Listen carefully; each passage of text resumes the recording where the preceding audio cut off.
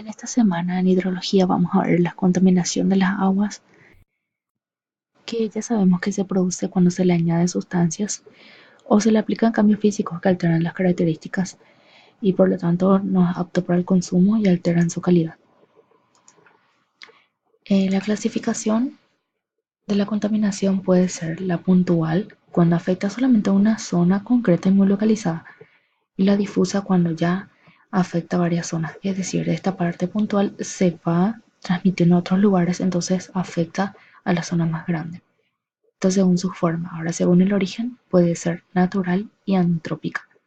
La natural es la que se produce sin la intervención del hombre. Normalmente se producen por restos vegetales, animales o por la erosión. Y la antrópica que se produce como consecuencia de la actividad humana. Entonces pueden ser según la forma y según el origen del tipo de contaminación. Y la contaminación ya sabemos que puede ser la contaminación urbana, agrícola por pesticidas, plaguicidas, abonos también que son arrastrados por el agua de riego o de lluvia y que contaminan las aguas subterráneas o los ríos. También la contaminación ganadera, industrial y minera y de las actividades nucleares. La contaminación de aguas superficiales, es decir, la parte terrestre y la subterránea, que es de los acuíferos, es prácticamente lo mismo. Sin embargo, la contaminación de las aguas subterráneas es mucho más grave. O sea, la contaminación de los acuíferos. ¿Por qué?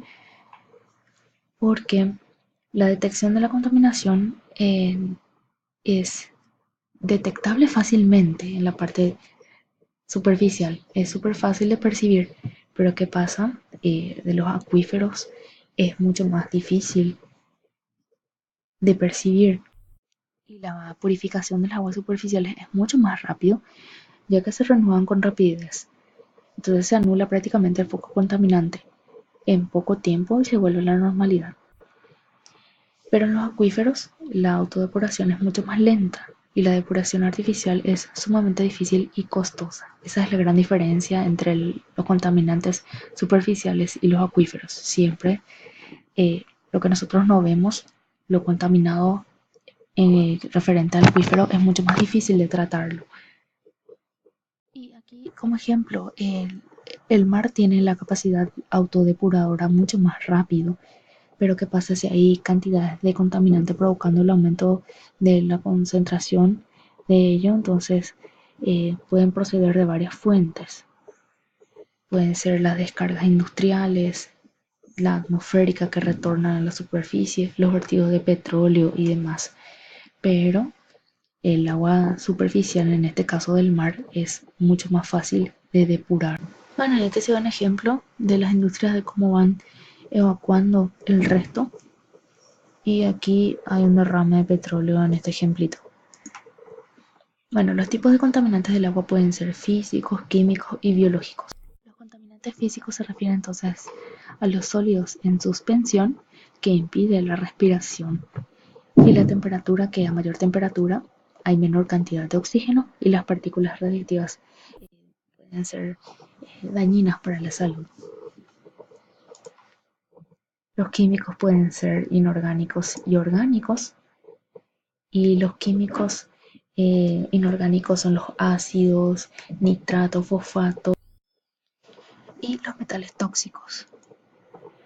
Los orgánicos pueden ser hidratos de carbono, proteínas, aceite, grasas, detergentes, que muchos son biodegradables y algunos que no son biodegradables, como por ejemplo los restos de compuestos químicos, aguas residuales domésticas e industriales y de actividades agrícolas. Y los contaminantes biológicos, que tienen microorganismos como virus, cianobacterias, algas, protozoos, hongos, que se encuentran en las aguas residuales y en la materia orgánica en suspensión que proceden de los seres vivos. Si esta agua no se trata, se convierte en un transmisor de enfermedades. Si nosotros consumimos un agua contaminada de este tipo, generalmente nuestro cuerpo reacciona de una manera, o tenemos diarrea, alguna otra afección física que siempre se manifiesta al rato. Y estos son algunos ejemplos de las enfermedades relacionadas con agua contaminada. Si es que tomamos y bebemos el agua contaminada, pueden tener microorganismos patógenos, por ejemplo, cólera, disentería, diarrea.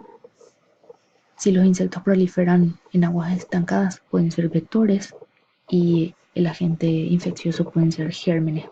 patógenos que se transmiten a través de picaduras, y puede ser la malaria, y del consumo de animales asociados a zonas húmedas como los moluscos y crustáceos, porque estos animales viven en ese hábitat y nosotros consumimos sin saber que están contaminados, por ejemplo, esa zona, y pueden contener parásitos en su interior.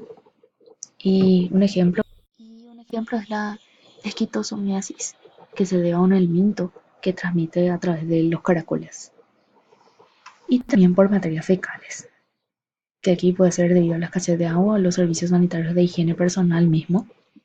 Y entonces pueden haber también organismos patógenos en aguas con restos fecales. Y esto puede darnos sarnas, conjuntivitis, lepra y las lombrices intestinales. Y hay ciertos parámetros químicos, físicos y biológicos de la contaminación hídrica.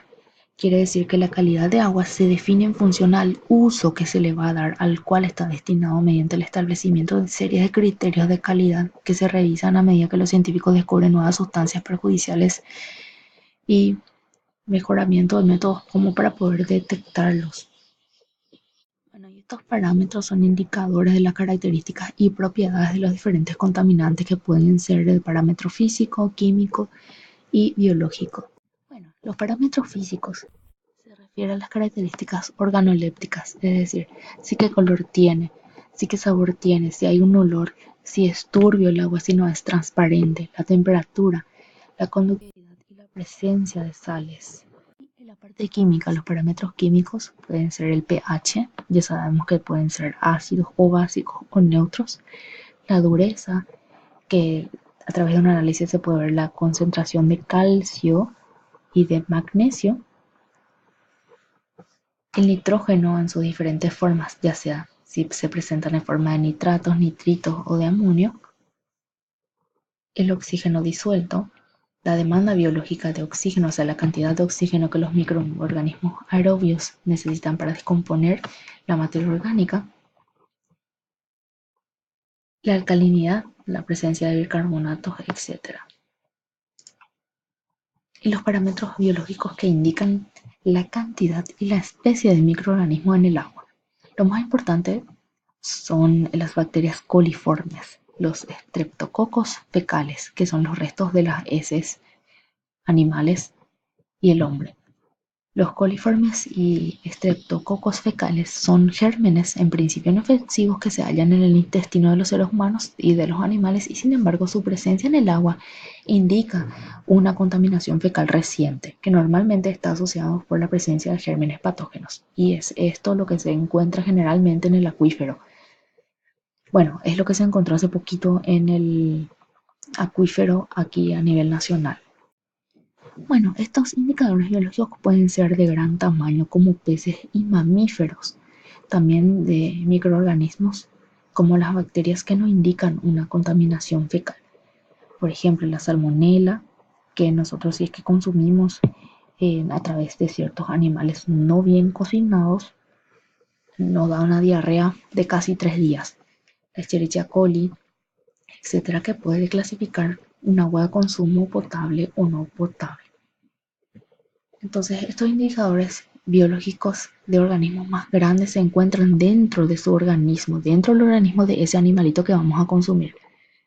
Y la mejor forma de eliminar eso es cocinándolo lo mejor posible si es que lo vamos a consumir.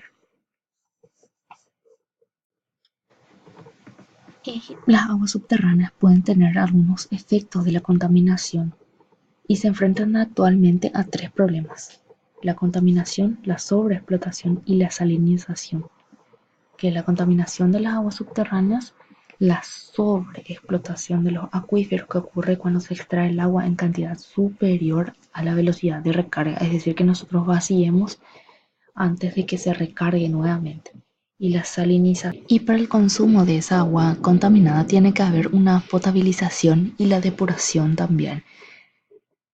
Se consideran aguas para consumo humano todas aquellas aguas utilizadas para beber, para cocinar y destinado para usos domésticos, sea de origen de que se pueda consumir sin ningún contaminante. Se consideran aguas para consumo humano todas aquellas utilizadas en la industria alimentaria. El sistema de tratamiento de la depuración de aguas residuales se realiza, mejor dicho, de acuerdo al grado de contaminación. Y hay varios tipos de tratamientos, como la autodepuración, la potabilización y la depuración, que puede ser blanda y dura. La autodepuración es lo que sucede naturalmente y son varios procesos en donde la materia extraña se va eliminando del agua y se restablece el equilibrio natural. Y la potabilización, que se realiza en estaciones de tratamiento de agua, que tienen varios pasos, que son los procesos químicos, físicos y otros tratamientos especiales para desinfectar el agua, que puede ser a través del cloro o radiaciones. Este es más o menos un esquemita del sistema de potabilización. El agua se toma del río, pasa por un pequeño filtro, luego se decanta, hay otra filtración de arena, la eliminación de materia orgánica, de soluto, la filtración y por último tenemos el agua potable. Y otro método es por la depuración blanda para pequeñas zonas de población que no contiene una alta tecnología y que es bajo el costo de la construcción y del mantenimiento. Se puede hacer a través de lagunas poco profundas donde el agua permanece por varios meses sometido a procesos de sedimentación y degradación. O sea, se queda estacionado allí, entonces a poquito se va esto recuperando y hay una degradación de materia orgánica. Y los filtros verdes, que es un vertido del agua en zonas donde hay árboles con crecimiento rápido. Y la depuración entonces lo realiza el suelo. ¿Por qué? Porque el suelo provee la cantidad de agua necesaria para los árboles y si está contaminado, entonces se encarga esto de depurarlo así rápidamente. Y aquí está un ejemplo, aquí hay una plantación y cercano a esto se hace un lago en donde va a reposar el agua y gracias al consumo del agua de las plantas esto se va a depurar mucho más rápido de lo que uno se imagina.